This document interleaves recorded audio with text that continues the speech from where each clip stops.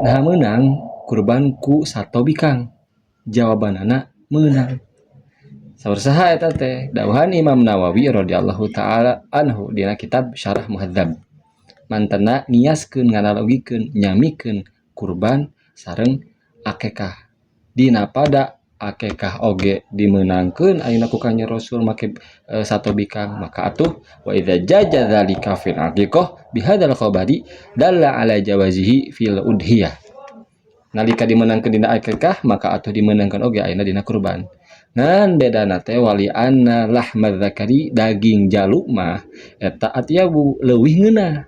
Wali anna lahmal untha artabu daging bikang mah eta leuwih lembab tegasna ngeunah keneh anu jaluk kitu. Wallahu a'lam.